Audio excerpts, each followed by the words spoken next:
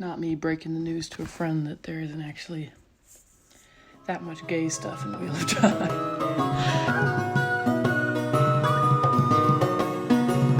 So, to preface this, I made this entire video already, but then my computer crashed, and then I don't know if that corrupted the SD card, but whatever was on that SD card is no longer usable, and I'm losing my mind. So, in honor of my insanity, I have decided I will be drinking during this recap of my feelings of episode 5.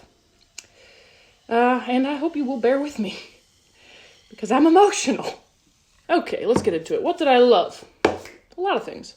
I will preface this by saying this is one of my least favorite episodes, but I still liked a lot of stuff. So, first thing I loved was the conversation between Nynaeve and Moraine, where Moraine is like, girl, I understand what you're going through. It's tough.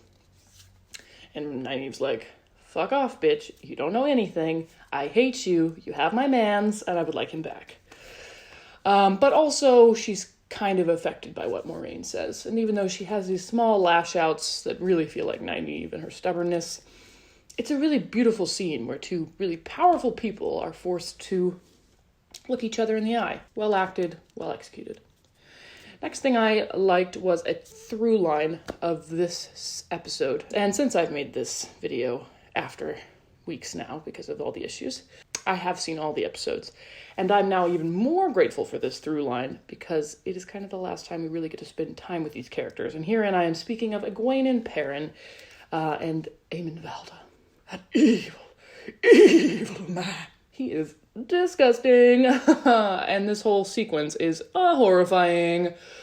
But I love the dynamic in the room. I was on the way of the leaf talking about this episode, and I think it was Brother Dan, but it might have been Brother Ryan, and I'm sorry, both of you may slap me directly on the face for not remembering, that it was kind of like a stage play, because it was. It felt really well acted and very well executed, and I think this is because each character has a motivation, they have a want and a need, and all of them are conflicting between the three of them. Eamon Valda is the most simple. He wants to be the most powerful person in the room and the most powerful person probably on the planet. And so he tries to destroy anything that makes him feel small. What he cares about is being the biggest dick in a room.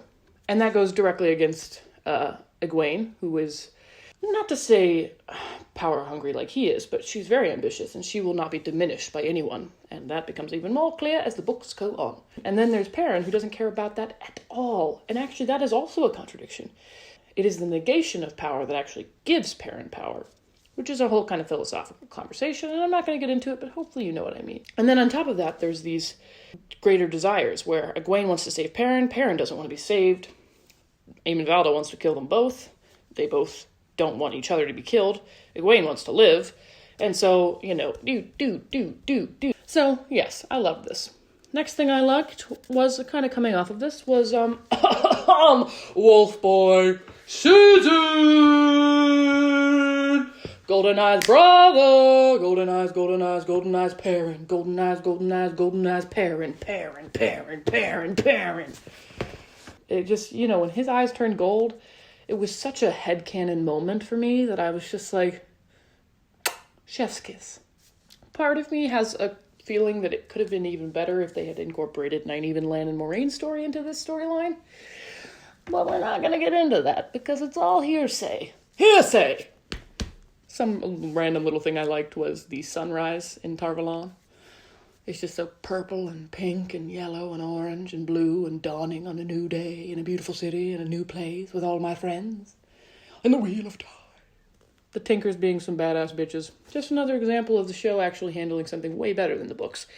These guys don't come off as cowards at all. And that's amazing because they're not cowards. People that choose peace over violence go entirely against the grain and are under constant scrutiny. They're just really not holding any punches with these guys.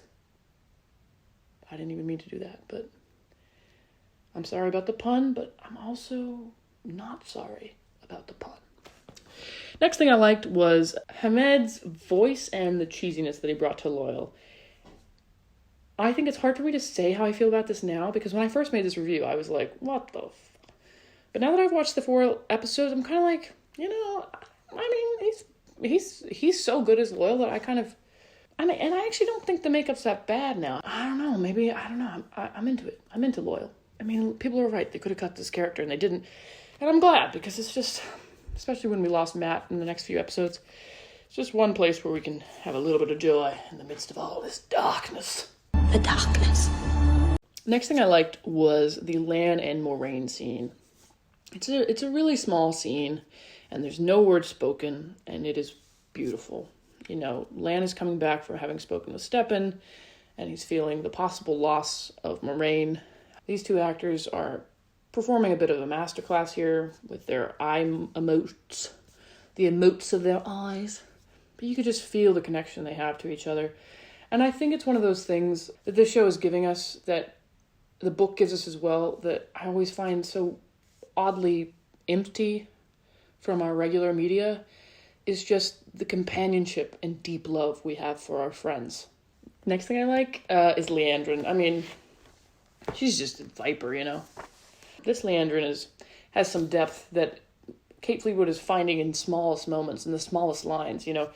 This line between her and Nynaeve of, there are places in the world where men can still hold sway or something like that, is so powerful, because you immediately know that sway has affected her life. You can feel it just in the choke of her voice. And I just, you know, she's killing that. And then that moment when she to Moraine, just,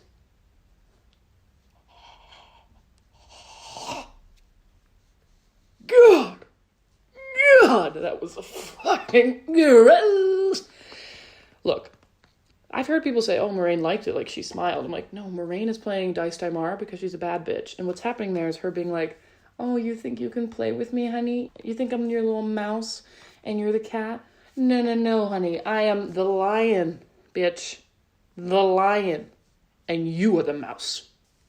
You can tell that there was some history there. I know that there's the x-rays and says there is, but you can tell without reading the x-rays that there's something going on. I thought it was great. I thought it was really good. Now for things I did not like. I'm going to start with the biggest thing. This is a gripe I now have with the whole show, but in particular this episode. It is the Stepan and Corinne storyline and all storylines that do not revolve around our main characters. We only have 8 episodes. If we had 10 episodes like we should, or even 12 like we need, this would be fine. I think I wouldn't even think about it. I think I would, appreciate it for what it was, and them showing us the importance of a bond and Aes Sedai and all that. But as it is now, it seems like it is the only magical system element that they've really focused on in this season. And there's so many other things that really need to be fleshed out and explained that I wish that they had not necessarily taken this storyline out, but had considered how much time it was taking. We only know these characters for an episode and a half, and they both die. And then they're not consequential again, unless they're somehow going to be consequential later on, which is something I'll hold out for. It just feels like a bit of a waste of screen time.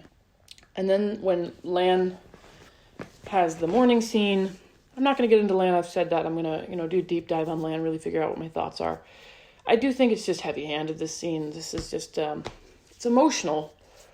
And I did cry, so I probably shouldn't not like it. But the thing is I cried at was actually Nynaeve's sadness for Lan. That feeling that somebody deeply cares about you so much that it hurts them. I thought that was moving about that scene. And then there's the small thing where Lan would never allow himself to be poisoned, or at least Lan, that is a good warder in the book, wouldn't allow himself to be poisoned. Why? When I found out that they used the same set for Tarvalon as they did in Shatter Logoth, okay, I keep being told how big a budget this show has. And I'm like, but where? I mean, not to say that there isn't moments where I'm like, whoa, but you're replenishing sets like a fucking theater play in high school? Really, dog? Really? I mean, you didn't think we were going to notice the people that literally unblurred a script? You think we weren't going to notice that you regurgitated a set? Also, I notice now, since then, how many statues have been used again and again. And they're not well done statues. There's such little detail on these statues. Like the Warder's Hall, for me, those statues look like plaster, and they look so roughly and poorly hewn. They lack the artistic value that something of Tarvalon would possess. I didn't expect them to make, buildings out of waves and to create beautiful seashell pubs and things like that. I mean, I hoped they would, but I knew that they probably wouldn't, because how do you make that look real? I mean, it doesn't, even when you imagine it in your head in the books, it's like, you can't even, I couldn't even fully imagine it, so I can't imagine actually making it.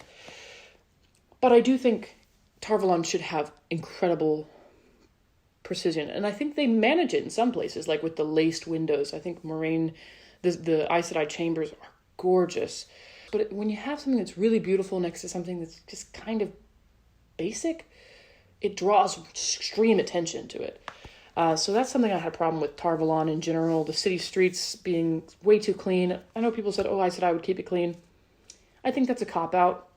People make streets dirty every second they walk on them. And I don't think Aes Sedai have the ability, especially in this age, to have the streets remain clean when at the main entrance gate, where there's literally horses shitting everywhere every minute of that day. You just can't convince me of it, and I just think it's another place where the show is losing its groundedness and taking me out of it just a little bit. I will say on rewatch, after listening to Daniel Green, putting it on movie does really help. Next thing I didn't like was Moraine put her fucking shoes on the filthy motherfucking bed. This is wrong for so many reasons. First of all, ew. You've been in the literal woods for 2 fucking years. Don't put your fucking boots on the bed. What the fuck? Second thing, Moraine would never. Moraine is a lady of Cairhien. She is a lady. She is literally